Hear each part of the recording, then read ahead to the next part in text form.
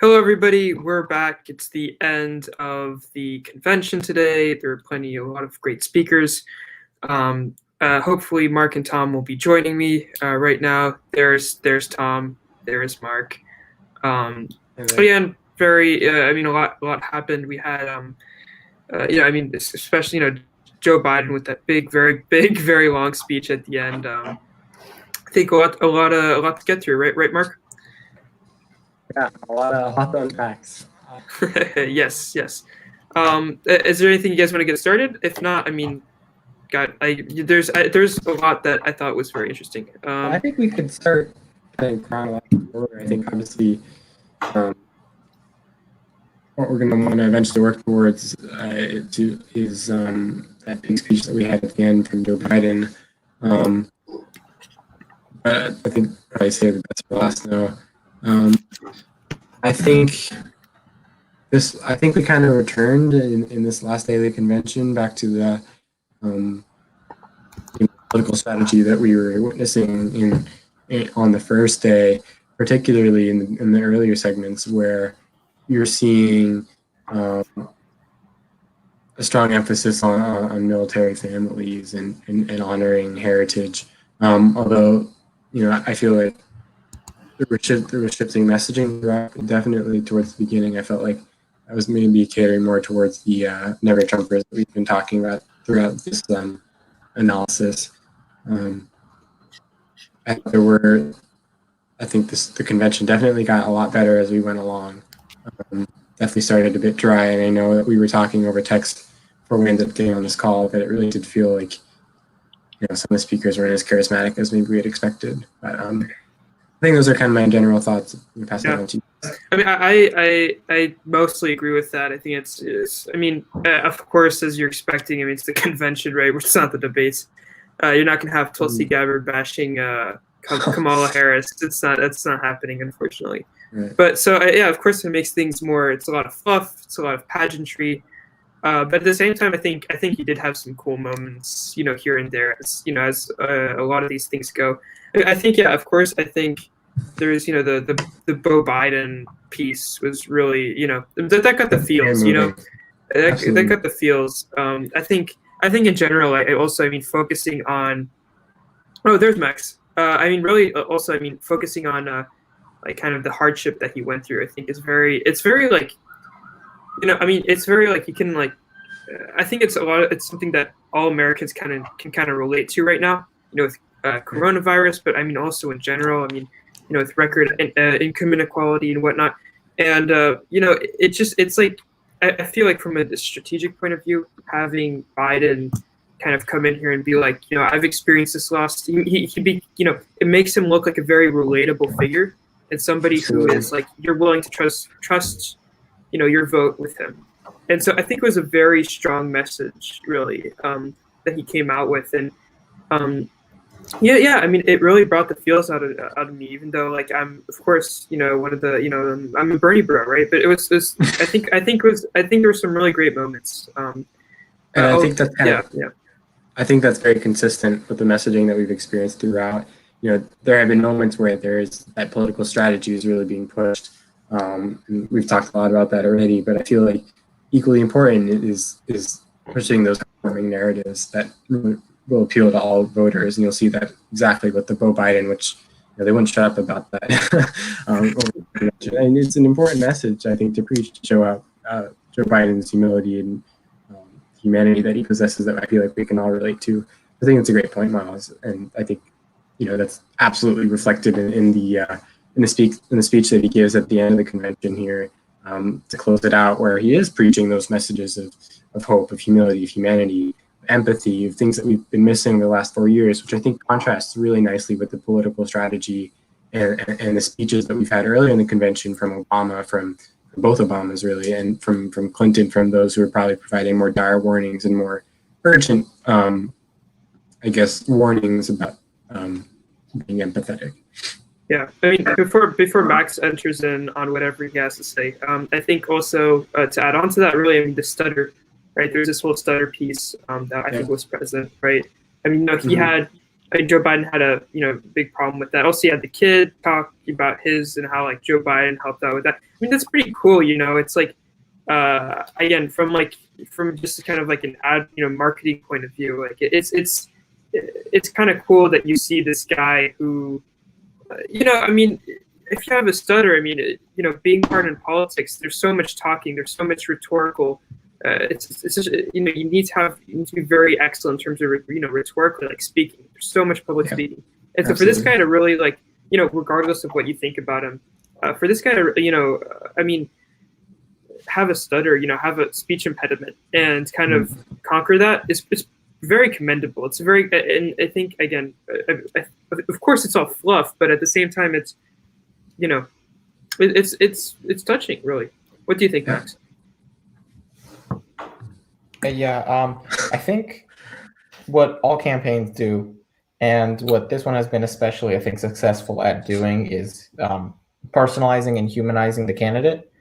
You try to have the person you're putting up on the podium you're trying to have them be as relatable as you can, and show them and like paint them in a light that like they're just another one of us, and they're just gonna be one of us in the White House leading the country. And so I think that the all the stories of Joe Biden overcoming loss and overcoming the stutter and all that served it did really well in, I think, his campaign's goal of showing that he's human, and that he's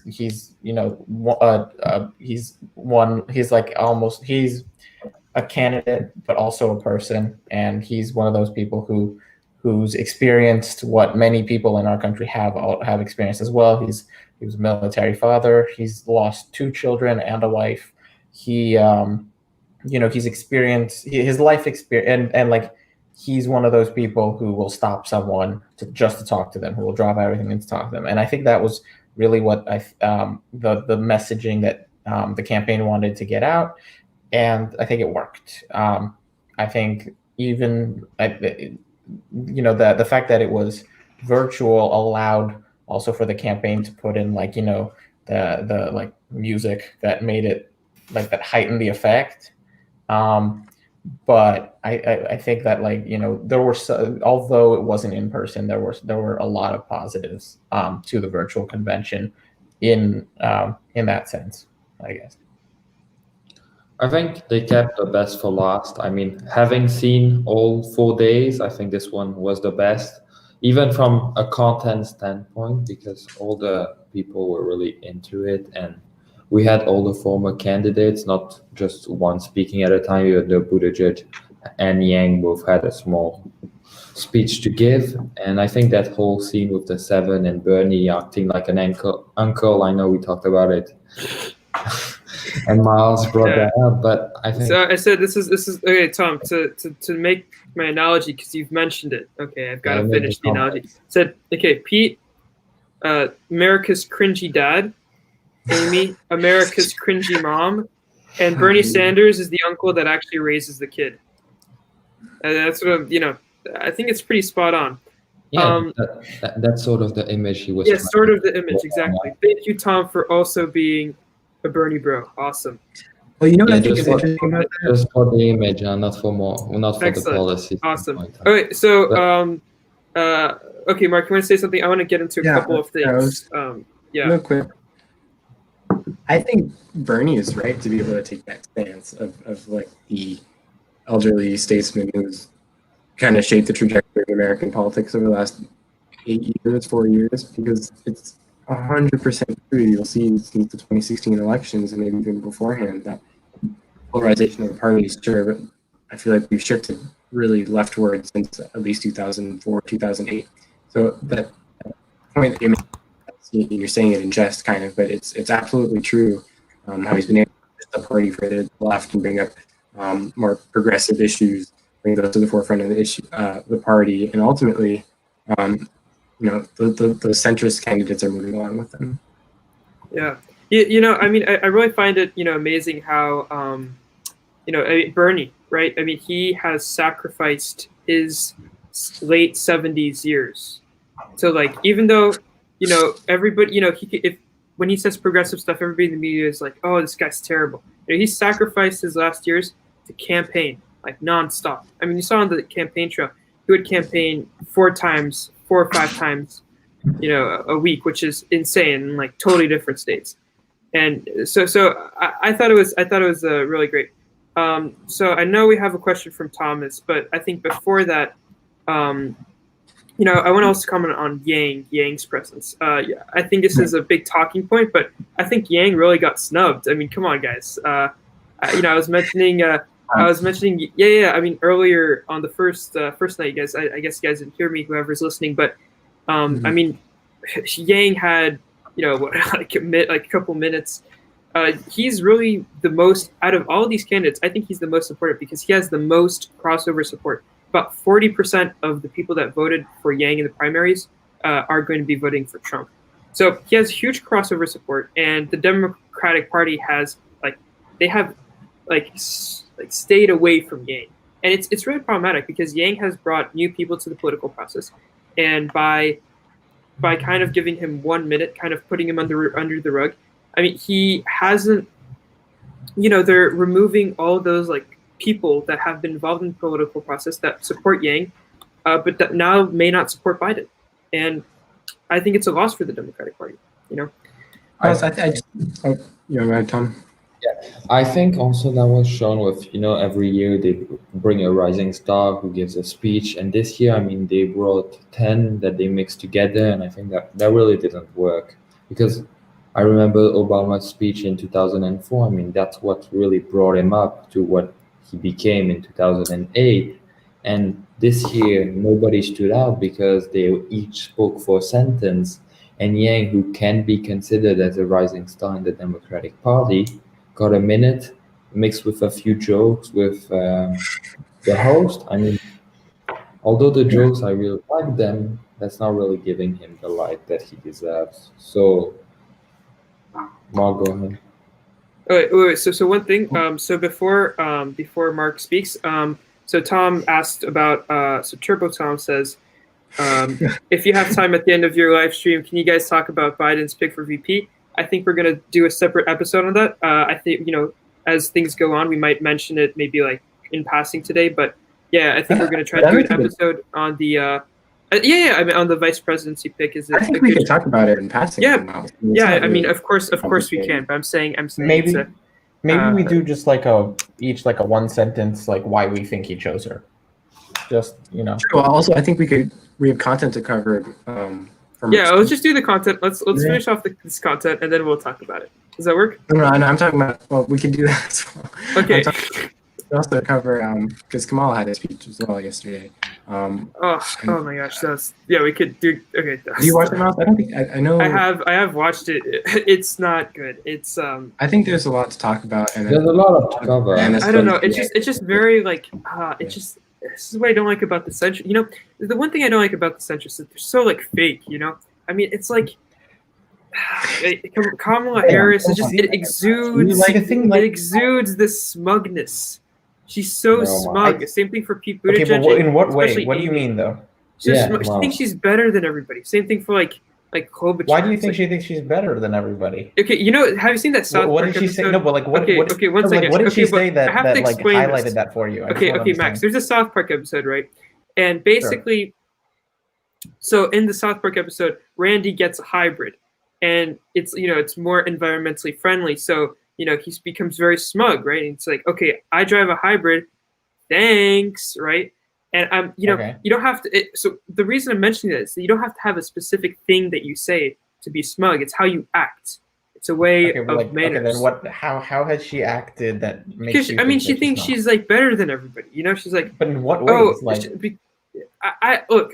I can't give you an example right now, but that's the thing with Kamala, But I think that look, I don't think she thinks she's better than everyone else, but I think that she maybe I don't know.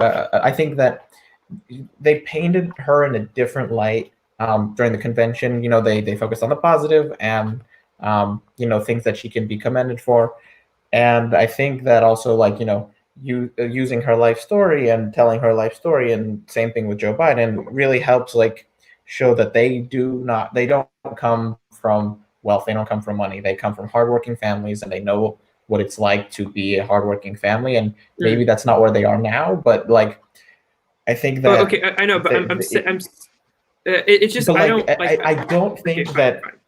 I don't know, but I don't think that she's maybe she may come off as smug, but I don't think she thinks she's better than everyone else. I think that she's proud of her record and she's proud of what she's done. Sure. But like Max, so the thing is that maybe I used the wrong word, but it's just I find her very disingenuous as a person, especially because say for example, okay, so now we're exactly. So now we're getting into Kamala. So, but well, okay, but can I explain? Can I explain why I think I think she okay. So this is the thing. I think she's disingenuous because she says she's a progressive, but the truth is that she isn't. And even if she's a moderate, whatever. At the same time, just the fact that she changes her views on things so fast shows me that she's a politician. She'll do anything just to get more votes, to get more power. And for example, she said she was progressive for Medicare for all and everything, and yet, during when she was the Attorney General in California, she has a horrible record. She was against legalizing marijuana through hundreds of people. During her time in Attorney General, thousands of people got placed into prison because of marijuana possession under the 3 strikes rule. Again, there's the bail system that was, terribly reformed. It's really. Miles, do you think that like she could have taken all of that stuff on alone? I guess like as AG, she couldn't have done that. Like you need. Yeah, no, but she has a turn. One second. I wrote this down. So I'm being very vague right now. I'm sorry, guys, but I wrote this down because all the terrible things she's done. Well, of course, Miles has a list. Miles always has. I have a list because it's like everybody's like, okay, you need examples, and I'm like, okay, there we go. Okay, can I list all the things? Tom, I'm listing all the things. 1 second. Try. Refused to endorse a 2015 bill calling for a special prosecutor to investigate deadly police shootings. Didn't support legislation requiring body cameras. She put truant children in jail, threatening parents with citations for truancy. Misdemeanor for children to miss 10% of a school year. Opposed softening minimum mandatory sentences, which is crazy. Opposed legalizing marijuana. 1,560 people were thrown in behind bars because of marijuana. Defended the conviction of a man who was framed for murder and who is on death row. Decision not to prosecute Steve Mnuchin for mortgage fraud-related crimes, despite recommendations from her staff attorneys and evidence. Campaign spending violations during San Francisco race 2017. Harris argues unsuccessfully in court filing against the early release of prisoners, citing the need for inmates firefighting labor, which is crazy. She's actively saying that the inmates provide free labor, aka slave labor, and that was the primary defense to not let these guys go, which is crazy. Pushed for higher bail. So again, these it's crazy. We get the point. She's crazy. Do you want to go more? Yeah, I think we need to address the reason for which she's being picked in the first place. These are really small inconsistencies and things. Okay, small inconsistencies. Come on. You can't call yourself a progressive and then. Okay, fine. Whatever.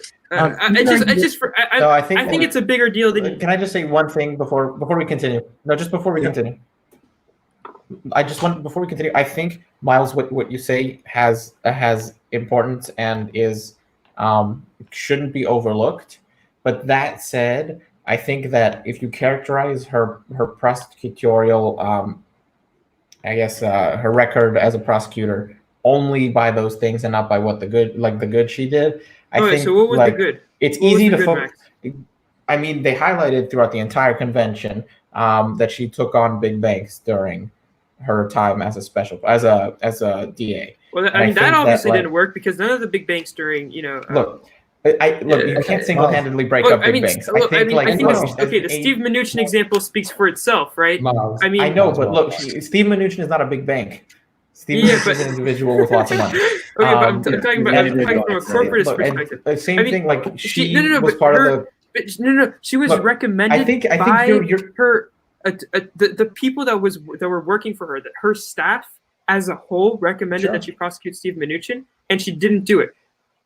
I think it's pretty sus. I think what you're saying is standard. You have to go in their context. I think I'm going in the context. That's not a good context. You're very like focused on what like the horrible things she did. Like you're very focused on the bad, and I think that if you like, Tom and Mark said, context does matter, and like if she was in the middle of another litigation, one that she felt was more important. There are varying circumstances as to why she wouldn't prosecute Steve Mnuchin. I think that she probably should have if her staff recommended it, and I think that what you say has merit. But you can't just say these are all the bad. The case about. Hold on a second, though. Okay, this is on a micro scale here. I think we have to understand the reasons for which she's picked in the first place. And we can argue about whether her record is clean, whether it's not. Ultimately, it doesn't really matter so much. Why? Because the average American, I'm going to put it this way, Miles, and very, very few records are going to be digging up her record as a DA and trying to find little tiny inconsistencies that they can dig up and throw at her. It's not happening. You're one of very few people. I commend you for it. We could talk about the merits of that later. That's the point I'm trying to make. What I'm trying to make is that I think this is a very calculated political move on Biden's part. I don't think that they see 100% eye to eye on policy. I don't think that they have a tremendous relationship. I agree with you that I think she's a disingenuous candidate. And frankly, I wasn't particularly moved by her speech yesterday, unlike a lot of other people. That being said, I can understand the move for why she was chosen. Why? Because she's African American, and she's a woman of color, so she gets the points from that standpoint. B, she's a DA, and she has that tough side to her. She's tough as nails, Miles, and you would agree with me on this. Maybe too far, which is what you're saying, but if you look at the prosecutions she's led, and if you look at the hearings that she's held against Bill Barr, against a bunch of people in Congress, you'll see that she was a force of nature, and that is a really strong argument against the Republicans as well, because you have an African American woman who's tough as nails. It's really hard to say that Biden is picking someone who's going to be really hard on police, who's going to dismantle all the institutions that the Republicans hold dear. No, you're having someone who's an institutionalist, who has faith in the system, but who also is can be friendly to the Black Lives Matter movement. Who's also receptive to so this is the thing, Mark, though, is that I think voters, they're like nobody in America likes politics. Right? I mean, it's true. Nobody, like, everybody's like, "Oh, I don't like politics." You can't have a 40% abstention rate and claim that Americans like politics. The thing is, 60% abstention rate is that I think people they pick up on this, like the fakeness of Kamala Harris as a candidate. I don't see who it's in the end. I don't see who it's helping. I mean, from a strategic point of view, I mean, they've already got California in the bag. I think a lot of African Americans, even though it's kind of like, I think maybe to pander a bit to their vote, at the same time, I think that a lot of them don't actually like Kamala Harris because she did proclaim to be very tough on crime back when she was like she said she was tough on crime, and she was like, I think she said you don't have to be whatever. It was like progressive and tough on crime go together. That's basically what she was saying. And it's like not a message that goes well, I think, with the BLM movement.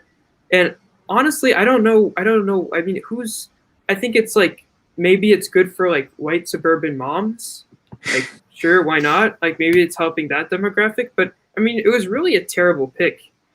But look, honestly, I think ultimately, just very briefly, you don't vote for the vice president, you vote for the president. And I think that, like, that's been said and repeated, and like overall over time, the vice presidential pick has had very limited effects on the outcome of a presidential race, because you don't really remember. I mean, look, with the exception of Sarah Palin. Just gonna put that out there. Yeah.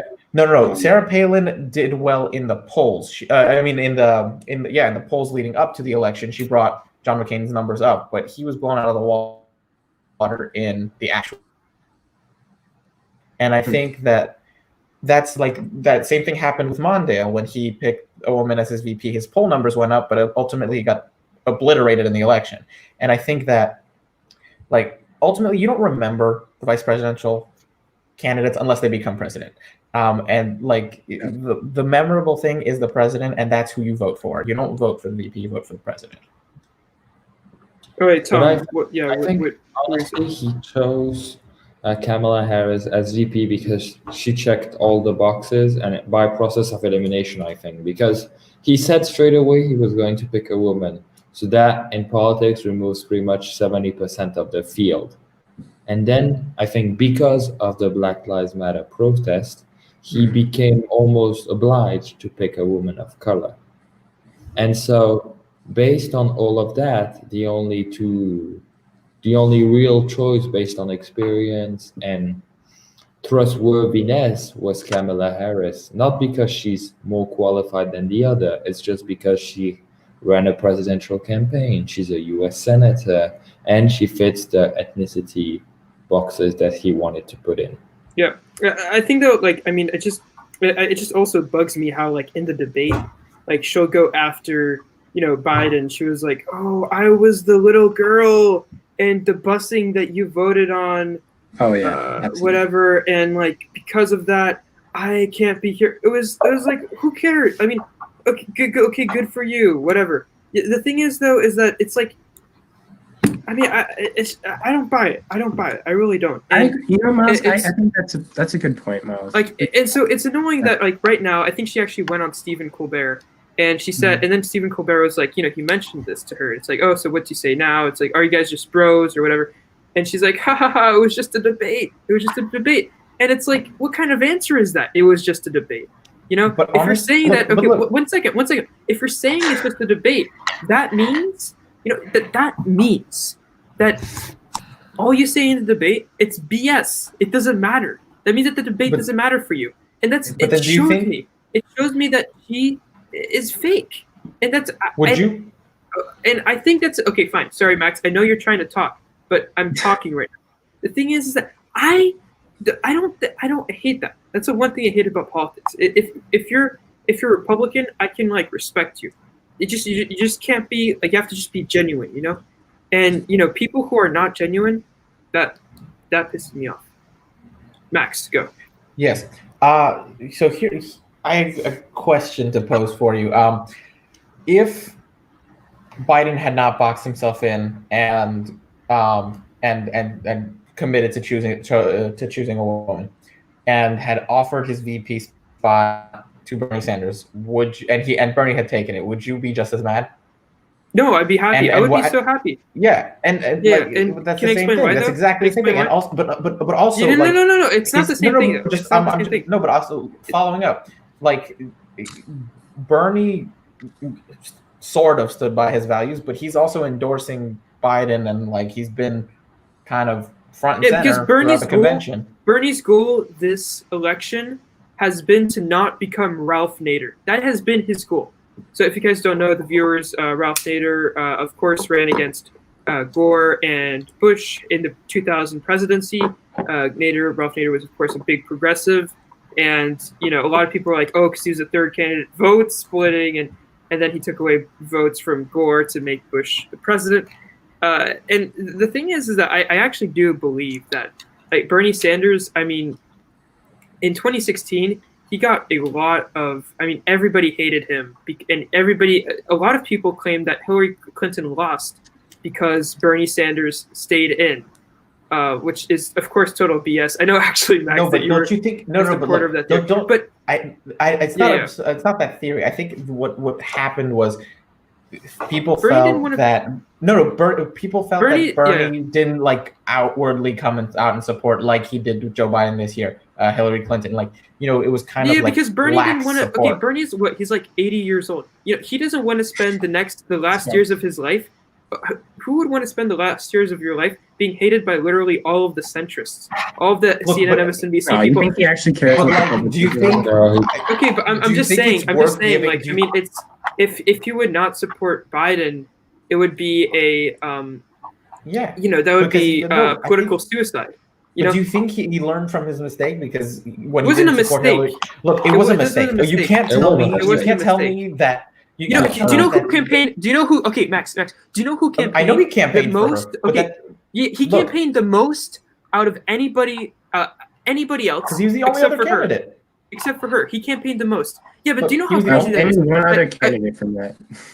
But Hillary, like I mean, Hillary Clinton. If you're Bernie Sanders, she was terrible. I mean, Yeah, if you like Bernie Sanders, she was terrible. But No one's honestly, disagreeing. do you Yeah, think but that Trump so much was respect for better? her. yeah, but this is the problem. This is the problem with American democracy. It's this. It's literally right here. The lesser Yeah, of two no, it evils. is exactly. It's the yeah, lesser I of know two that. evils. Because Well, the thing But is like, that the no, greater of those two evils prevailed. Okay, It's- but it's- it's it's not an no, but you American can't problem, have it's this. a We can't world have this. problem. This is why American politics is trash, and why every other country has a better political system than we do. Yeah, 'Cause they're they don't third have a two-party parties. system. Yeah, exactly. In America, what happens is you have a two-party system. You have a party that is a right, a center-right party, and you have a right-wing party in America. And if you're on the left, your choice is okay. Either you support the guy that's bad or the guy that's terrible. Center right. Yeah, so the Democratic Party is center-right compared to France, for example. I stand by that. Yes. No. Yes, it is. Really It is. It is liberal. totally. Do you think I that the think you're shift right. left in the Bro, Dem? No, but do you Macron think is that the to the shift left left of- in the Macron- Dem? Do you think Yeah, that no? But I Macron- think yeah. no. I'm just saying. Like, I think that the thing about the two-party system is that there are many diverse beliefs in both parties, but the fact that they're all globbed up into one, like into two giant institutions, kind of disallows that kind of internal discourse for the sake of unity. And like, I think that it's kind of like in other countries they have coalitions. This kind of like a forced coalition. Like if you're a Democrat, it's very difficult to agree on certain policy points because some people are more to the right of the left than to the progressive left. And I think that you're right, Miles, in that is the problem in American politics, and that the two-party system maybe worked before, but it has completely failed. It's never worked. It has never worked. Or maybe it has never worked, but it has completely failed a lot of, and like that's why I think that's why a lot of people don't like politics, because they can't identify with any one party because there's no one that represents their beliefs. The thing, Max, is that what's kind of crazy is that it's not even like a left-right divide. That's not what it is. I mean, Rand Paul is one of my favorite senators in Congress, and he's a super big Republican. Sure. And I'm very to the left. It's because the thing that's great about Rand Paul is that in terms of, say, foreign policy and civil liberties, he is the best. I think he's he's one of the best there, and he's terrible on taxes, for example.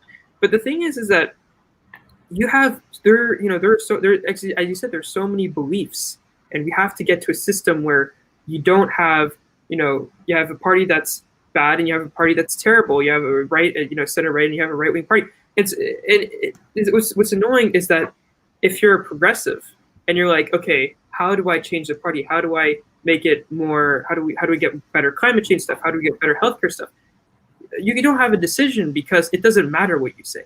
It's always you have to it's always go right and support the Democratic Party, or else we shun you. You are a terrible person because you don't support the Democrats.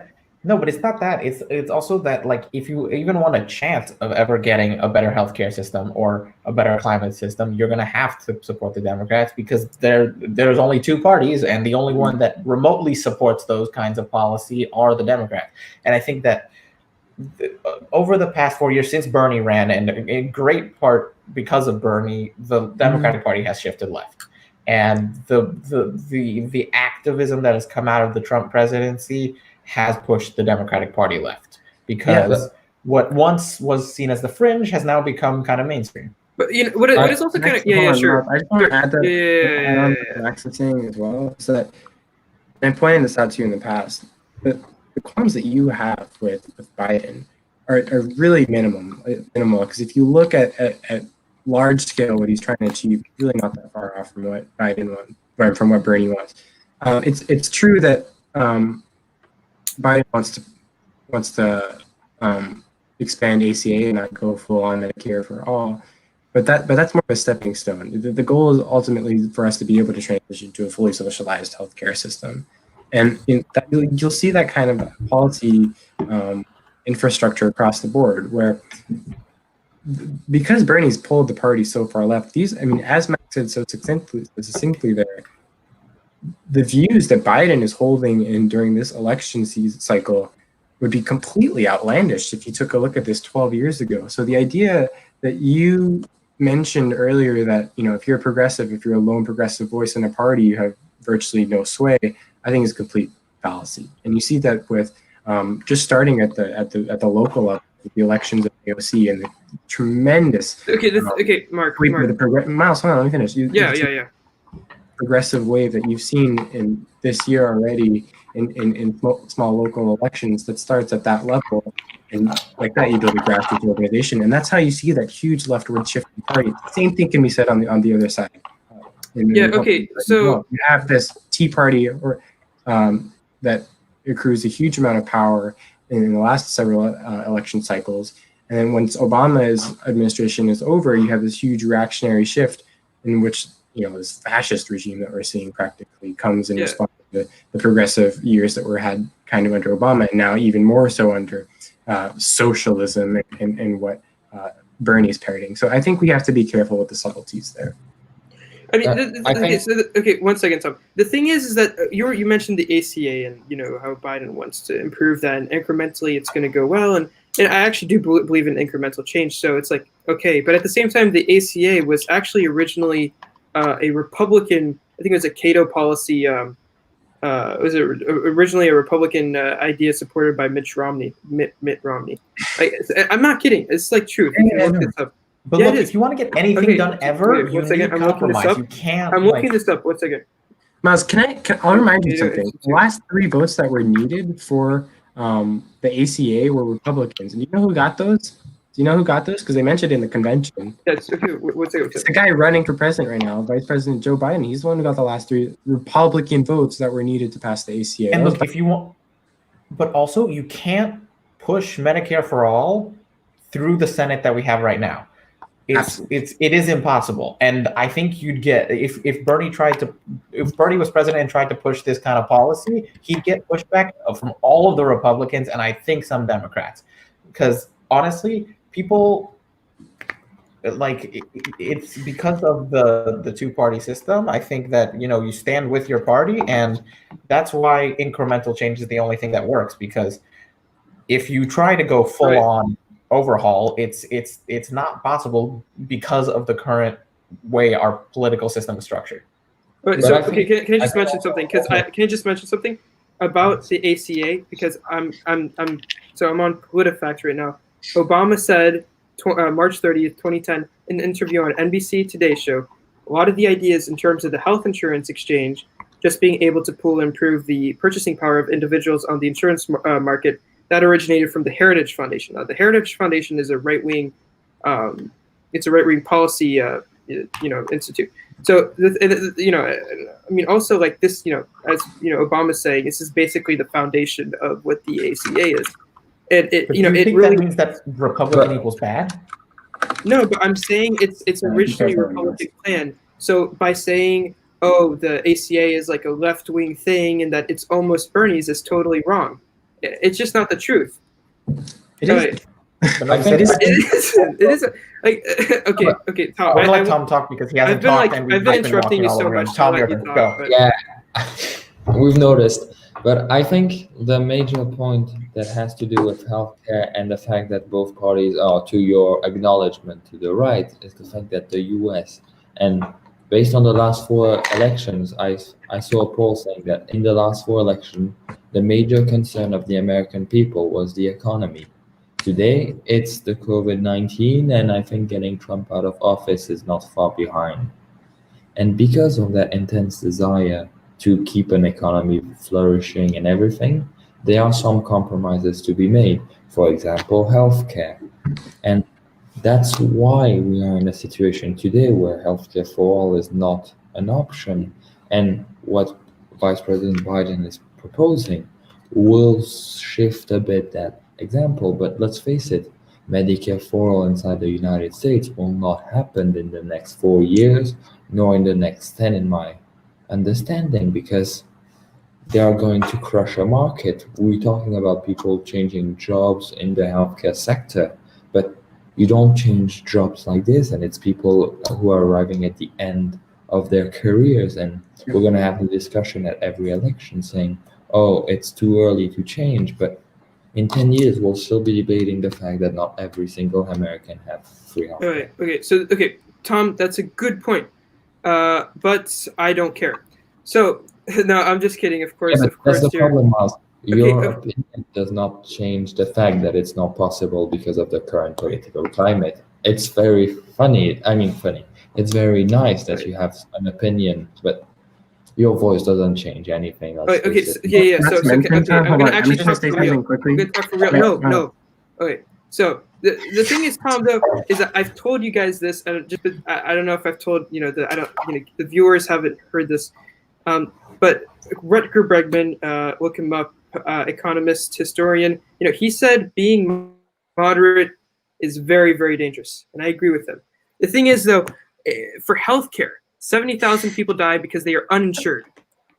If you're moderate and you're like, okay, incremental change, cut around the edges, 70,000 people a year die because they don't have healthcare.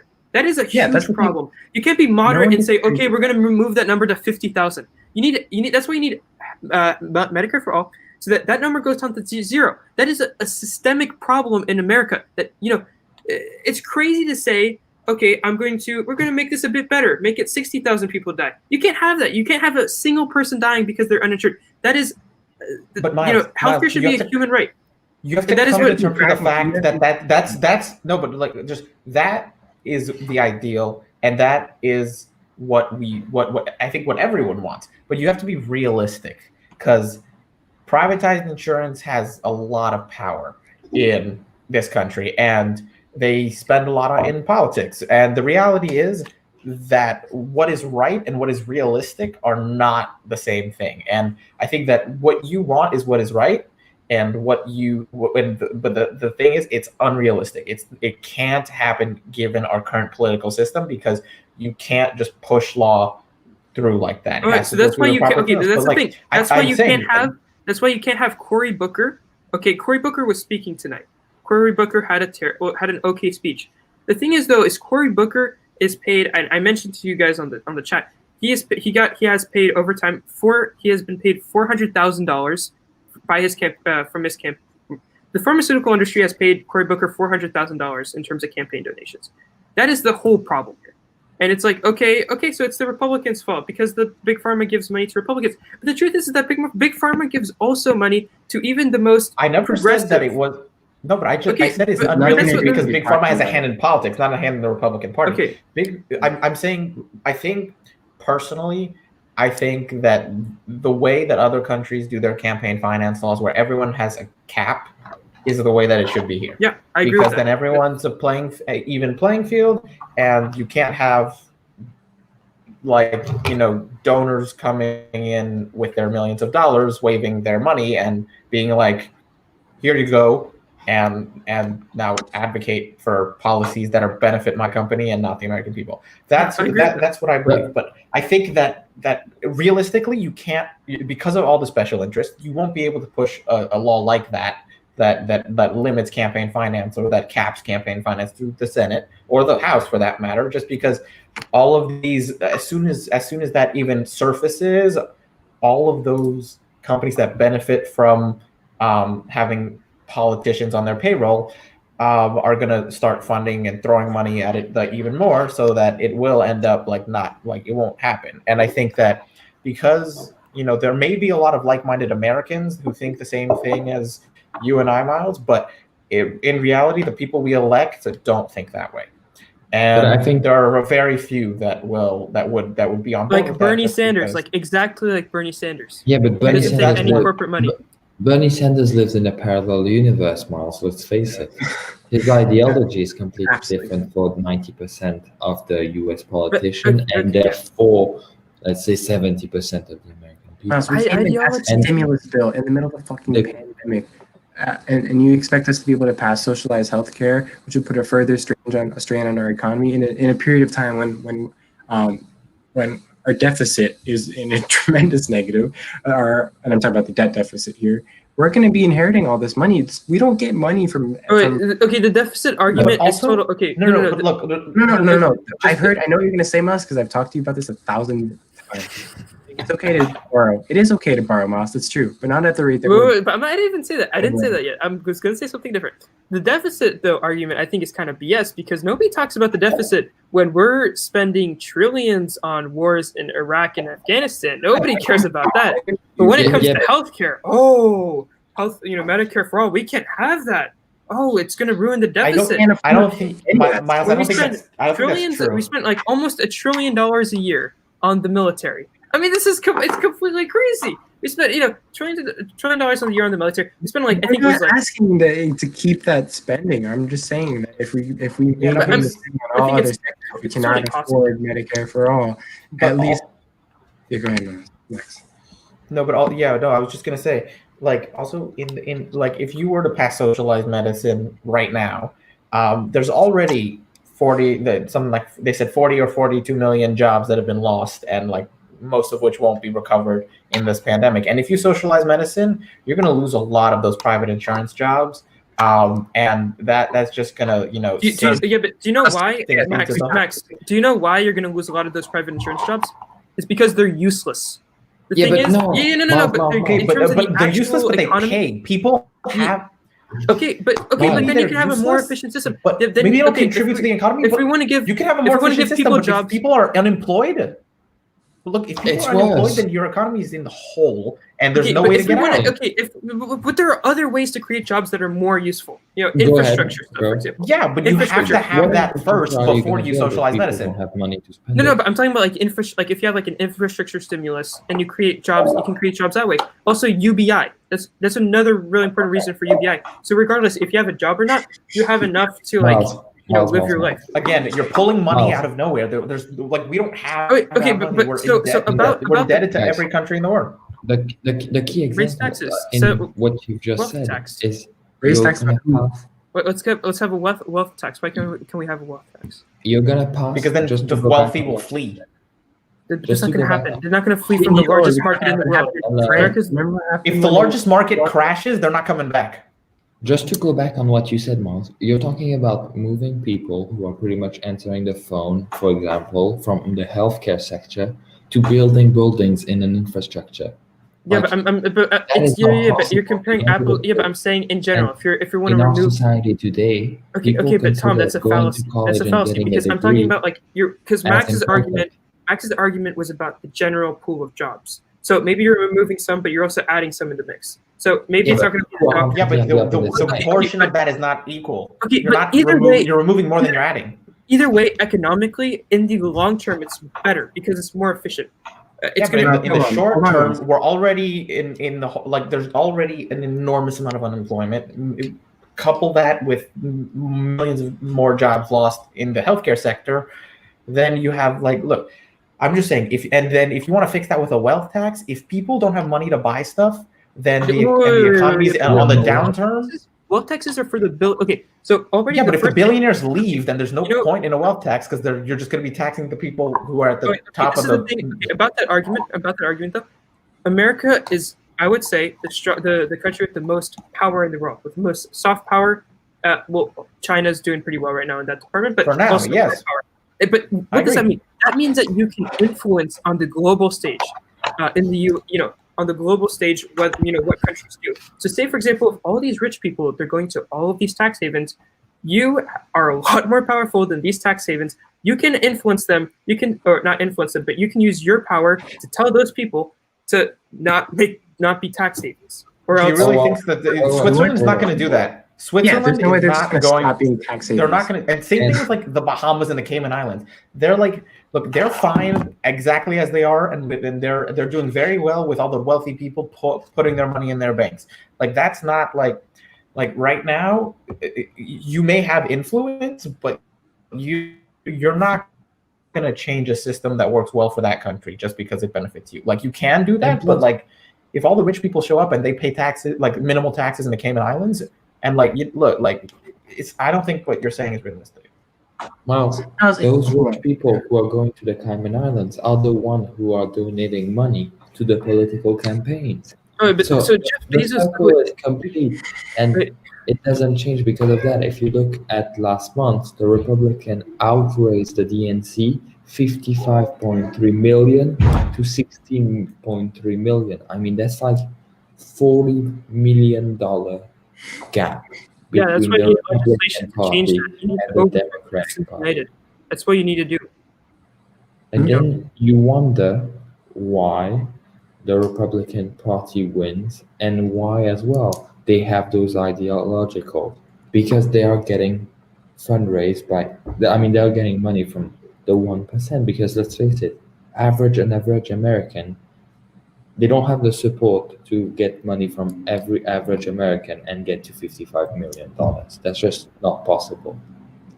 I want to lay it out for you really simply here, because we're arguing over really small details. Here's what I'm arguing versus what you're arguing. We have two scenarios. The first is you give people free provision of healthcare in the long run. You don't lose any jobs. The economy doesn't suffer. You're able to rebuild the post-COVID economy, and you get to a point where you socialize healthcare. That's situation one. Situation two is we're down in the dirt right now. We're down. We're in an economic crisis. Our unemployment is super high, and I always say, okay, we're already fucked. Why don't we fuck ourselves further? And now let's take away an industry that is responsible for a sixth of our GDP. Well, we've already lost. We already had an economic contraction of 5%, which is tremendous on the global scale. Okay. Well, now let's hold on. I'm not done yet. So let's get rid of that. That's fine. We're gonna have a really difficult time absorbing the shock. Now the period of recovery, as we continue to spend exorbitant amount of money, extends itself far beyond the period that we've given ourselves to transition ourselves towards that socialized healthcare. Not only that, we don't aggravate their unemployment numbers that are already terrible. We don't damage the deficit that's already in shambles. We don't, we avoid a lot of the issues that we would if we were able to socialize our healthcare over an extended period of time. Here's the issue with the whole progressive platform. Issues at the right, that's the problem. They're right on the core. If they have a tremendously difficult time, it's because these are people, a lot of times progressives are really, they're on the fringe because they're struggling. These are people who are struggling who need the answers right away. Issues are not pragmatists. They haven't gone to college. They don't know the way money influences politics. They don't understand the subtleties of the way our countries work. So that means that they don't have that appreciation for how long these things take. Also, we don't have the current infrastructure to switch completely to socialized healthcare within the next 10 years because our country's fucked right now on a global scale. I think it's going to be tremendously challenging. Okay, but the thing with coronavirus though is that now it's aggravating the problem, and the problem is that hundreds. I mean, not even. I think we can get the number up, but hundreds of thousands, if not millions, of people a year go into bankruptcy because of lack of medical insurance or paying medical bills. Mm-hmm. And that on itself is a huge problem. I mean, if we're talking economically, right? We agree with that. You're thinking big picture. You're thinking theoretical. You're thinking things that we all agree with, Miles. That is not the issue. The issue is here, how do we transition to the system that you want? All right. So Taiwan, for example, they did it in 2 years. Totally worked fine. Taiwan is, you cannot compare us to Taiwan. They're like 20 years. They did it like 20 years. You know that one, Miles. Totally worked fine. We're not Taiwan. You know that we don't have. I heard a podcast about it. Military industrial complex, but for healthcare. Oh, just because corruption exists, and you want to, and we want to support. You know the answer just as well as I do. There's really no point answering this. What? right now, with the way our government is set up, it's not feasible. It's not even feasible to be able to transition to fully socialized healthcare system because the Republicans would never consent, especially when they have control over the Senate and the House, or not both, but you get what I'm saying. And the moderate Democrats aren't willing. You know, that's so the thing is that okay, Mark. So how do we get? I hear you. Okay, so here, how do you get things to happen in America? How do you get big change? You have to get mass movement of people on the streets. Mass movement of people. Okay, Lyndon B. Johnson, pretty conservative Democrat, and yet he had the best success in terms of civil rights. I'm going to interrupt you. You're delusional. Right? You're absolutely delusional if you didn't look. Guys. Dude, I'm absolutely delusional. If no reason. Guys, civil rights movement, not the one who laid the groundwork for the. But what I'm saying is that at the end. Okay. Well, you can. Miles, go. Mark, Max, go ahead. No. Look, okay, guys, do you want me on or not? Can I just like we've gone way over time. Just because it's like pretty late. I think basically what's being argued is that we're arguing between what's right and what's realistic. I think everyone agrees with you, Miles, that what you're advocating for is has merit and should be what is the norm. Okay, so it's the best program. You agree that in theory it's the best program. In theory it is, but realistically, Mark and I, the reason we are pushing back on you with this is that we are thinking like, is this something feasible? And honestly, it's not. Like you're right in what you're saying, and you're right that people should not have to lead their lives with the fear of bankruptcy hanging over their head because of healthcare.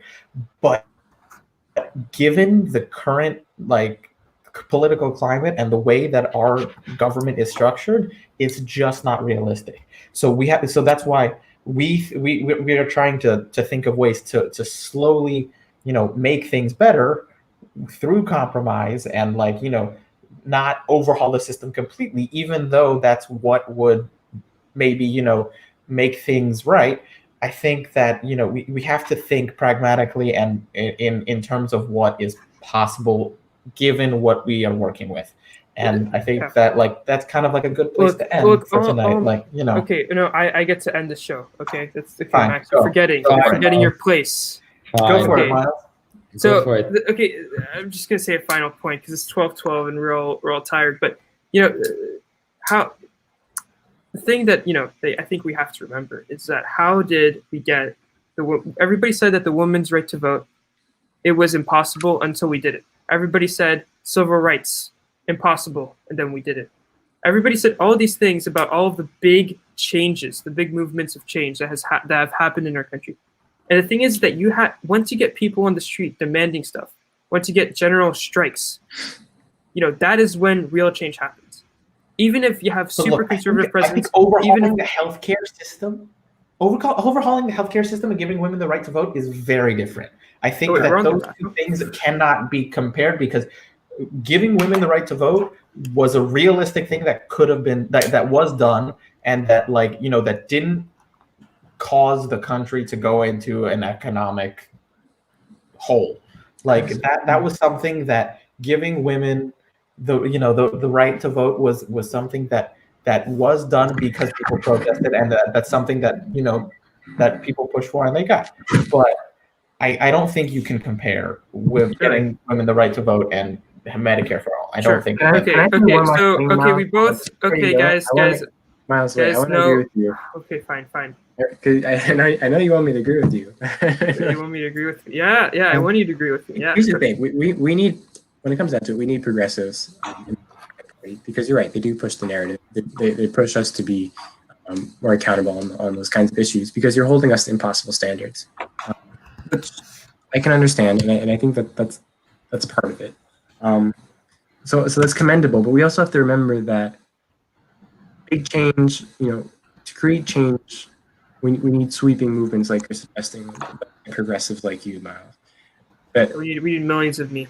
Big changes lead to incremental steps, small steps. When you see the women's liberation movements, you don't see gender equality. You don't see rising wages for women. You don't see any kind of sudden change in attitudes in America. You see a progressive shift, and one that doesn't even really begin to enact itself until the 1970s, 60 years later. Yeah. So that's something that I give credit to progressives like you for, because you create that dialogue. And I think that's important for us as a country to keep those conversations going, because it means we're still engaged and still in tune with the political process. It doesn't necessarily mean it's going to be the right way of approaching things. It doesn't mean that we're going to be able to enact swift change immediately, because that's not how things work on a scale of 330 million people. I think we all ultimately that we want to get to a point where we can socialize healthcare, where we can have a completely egalitarian society in which that we're not marginalizing certain groups over others. We just all have to be conscious that not everything can happen in the way we all want it to, but things will happen correctly as long as we keep pushing that narrative for change. Sure. So I think the last couple of days in the convention, we've seen that. We've seen that shift towards more progressive movements. And, we might disagree on how progressive it is and how much change we're seeing. But when we keep that conversation going, like we've been seeing the last few nights, good things are about to happen. Yeah. Okay. So, that was an amazing comment by Mark right there. Of course, they disagree, but it's like been on this for like an hour. This has been a great conversation. I've been really glad to talk with you guys. Again, we didn't really talk that much about the DNC analysis. We talked a bit, so we tried our best. But again, pleasure talking with you. Yeah, pleasure talking with you guys. We'll see you next week for the RNC. Yeah. Oh, did you guys see the lineup? They have the Devil Sperm Doctor. They have the Devil Sperm Doctor. They have the couple with the guns who came out of their house for the protesters. Who else this will be so They fun. have My Pillow. They have the My Pillow guy. My Pillow guy. Yes. Yeah. I think his name's like Mike. Are we going to cover it? Do we know if we're going to cover the RNC? Yeah, let's cover it. Let's cover it.